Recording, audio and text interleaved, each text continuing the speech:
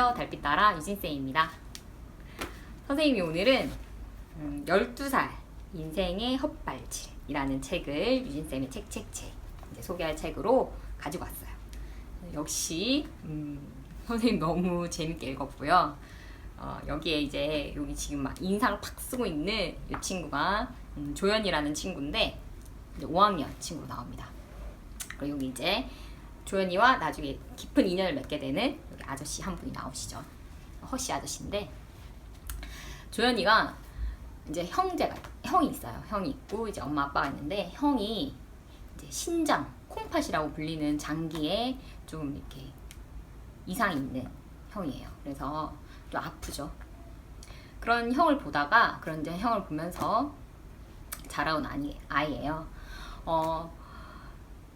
아무래도 집에 아픈 형제가 있으면 부모님의 관심이 좀 그 아픈 형제한테 관심이 쏠리게 되는 게 맞잖아요.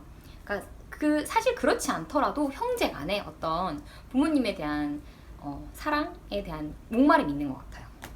그거는 선생님도 마찬가지였던 것 같아요. 선생님은 늘 선생님 동생을 우리 엄마 아빠가 더 좋아한다 이런 생각을 했던 것 같아요. 뭔가 동생은 뭐 별로 열심히 하는 것 같지 않대도 뭐 칭찬을 많이 해준다던가 막 그런 게 있었던 것 같아서 좀 동생은 봐주는 것 같고 그런 거를 많이 느꼈는데, 선생님이 이제 학교에 가서 친구들을 보니까 친구들의 불만도 비슷하더라고요. 형이면 형대로, 뭐 누나이면 누나인대로 불만 있고, 동생이면 동생인대로 불만이 있더라고요. 엄마는 뭐 형만 좋아해, 우리 엄마는 동생만 예뻐해요, 이런 불만이 있더라고요. 여러분도 지금쯤 그런 불만이 있는 친구들이 있을 것 같아요. 이 조연이가 딱 그런 친구입니다. 이제 형이 아프니까 이제 관심이 모두 형한테만 가는 것 같고, 자기한테는 막 늘 뭐라고만 하는 것 같아서 늘 그런 섭섭한 마음을 갖고 있는 친구예요. 그러다가 이제 이모들이 와서 하는 얘기를 듣게 됩니다. 그러면서 조연이가 시험관 아기로 태어났다는 걸 알게 돼요. 그걸 이제 조연이는 듣자마자 난리가 나는 거죠. 내가 형한테 그런 장기 이식을 해주기 위해서 태어난 아기라고 생각을 하는 거죠. 그러면서 조연이가 어떻게 할까요? 조연이가 무모한 행동을 하게 됩니다. 가출을 하게 되죠. 가출을 하면서 벌어지는 일들을 이제 그린 책이에요. 이제 가출을 하고 또 이제 허씨 아저씨라는 분을 만나게 됩니다. 선생님이 이 아저씨의 캐릭터가 굉장히 재밌었는데, 이 아저씨가 그 전라도 사투리를 구수하게 쓰시는 분이에요.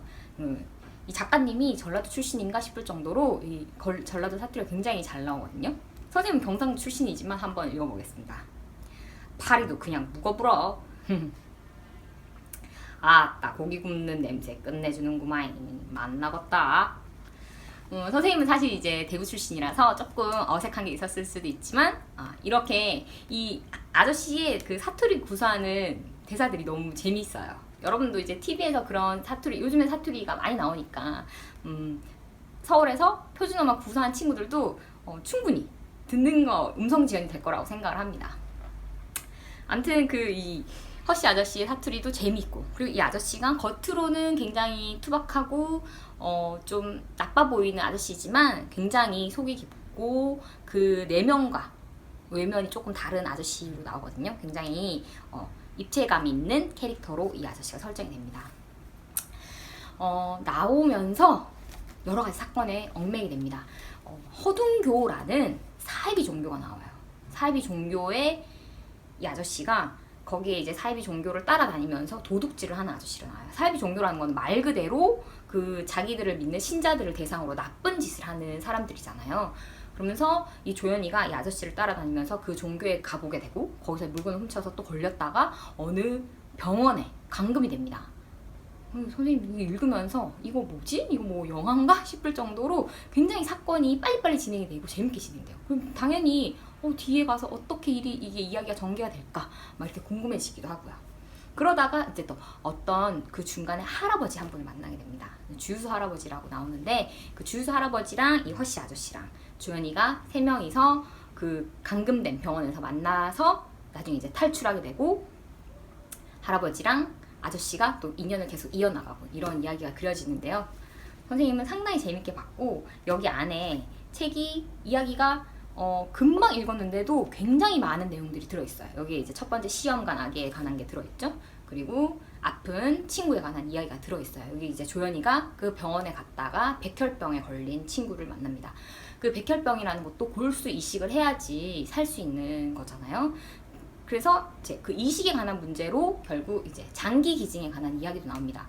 여러분은 그 장기 기증에 대해서 어떻게 생각하세요? 선생님도 사실 심각하게 생각해 본 적은 없지만 한 번쯤 고려할 문제라는 생각은 한 번씩 했었거든요. 장기 기증이라는 거는 이제 내가 죽었을 때 그 이제 나의 장기들을 필요한 사람들한테 준다는 그런 거에 이제 미리 내가 살아있을 때 사인을 하는 그런 거잖아요. 선생님이 사실 심각하게 생각해 본 적은 없었거든요. 아, 저게 참 좋은 행위라는 거는 생각을 했었지만 이 책을 보면서 거기에 대해서 좀 더 생각할 그런 또 기회를 얻었다는 생각이 듭니다. 장기 이식에 관한 얘기도 나오고 또 사회 문제에 대해서도 나오죠. 이 사이비 종교라는 문제가 상당히 디테일하게 그려집니다. 어떻게까지 이렇게 자세하게 그릴 수 있을까 싶을 정도로 작가님이 대단하다고 생각을 했는데 그런 문제도 나와 있고, 그러니까 여러분들이 이런 재미있는 이야기 책을 통해서 이런 것들을 다 알 수 있다는 게 선생님은 정말 이런 책이 주는 힘이라고 생각을 했어요. 정말 즐겁게 읽는 사람들은 재밌고 긴장감 있고 재밌게 읽지만 그 안에 그런 것들이 잘 녹여놨다는 점에서 이 책이 굉장히 선생님은 훌륭하다고 생각을 했습니다. 여러분들이 꼭 한번 정말 읽어봤으면 좋겠어요. 당연히 조연이가 시험관 아기로 태어난 거는 진짜 형에게 맞춤형 이식을 하기 위해서였을까요? 너무나 그거는 아니라는 사실을 여러분이 너무나 잘 알 수 있을 것 같고, 그거를 알게 될 때까지 이제 조연이의 생각, 선생님 항상 이런 책들을 보면서 느끼지만 우리 친구들이 정말 어리지 않구나. 정말 자기가 어떤 상황에 닥쳤을 때 정말 자기의 몫을 해낼 수 있는 친구들이구나 라는 것들을 많이 느끼게 되거든요. 조연이 이제 사건을 통해서 조연이의 기지도 많이 발휘가 됩니다. 선생님이 이 책을 읽으면서 가장 여러분한테 소개해주고 싶었던 문구가 있어요. 그 이제 자기가 좀 안 좋은 일을 하고 다녔을 때 어쨌든 조연이를 만났었잖아요. 그러니까 조연이가 그때 막 아저씨가 했던 말들을 기억하고 있는 거예요. 아직껏 좀 그걸 기억하고 있었냐? 사람이 잊을 건 잊고 지울 건 지우고 살아야지. 생각을 바꾸면 세상도 바뀌는 법이요. 어린 왕자가 뭐라고 한지 아냐? 사막이 아름다운 것은 어딘가에 오아시스가 있기 때문이라고 했다. 아무리 세상이 썩고 도둑놈 천지여도 오아시스 같이 맑고 깨끗한 사람들은 있게 마련이여. 그랑께 세상이 돌아가지. 그러지 않으면 살 수가 있겠니? 이렇게 얘기를 하시는데 이 메시지가 선생님은 굉장히 많은 뜻을 포함하고 있다고 생각을 했어요. 진짜 책을 읽으면서 이렇게 나쁜 사람들이 있을까? 정말 세상은 나쁜 사람들이다 이런 생각도 했지만 정말 사막의 오아시스가 아름다운 것은 오아시스가 있기 때문이라는 말처럼 우리 주변에는 정말 세상에는 오아시스 같은 정말 좋은 분들, 맑은 마음을 가진 분들도 선생님 많다고 생각을 합니다. 그런 분들이 있기에 이 세상이 돌아가는 것이라고 생각을 해요. 그러니까 너무 지금 우리 주변을 너무 팍팍하게만, 내 주변에 왜 이렇게 나쁜 사람들밖에 없나 이런 생각을 하지 말고 나부터 일단 좋은 사람이 되어보자 다짐을 하게 되고, 우리 주변에 있는 그런 정말 자신의 소신을 갖고 열심히 살아가시는 분들이 많이 계시다는 것을 선생님이 이 자리를 빌어서 얘기를 하고 싶었습니다. 오늘은 여기까지. 모두 안녕.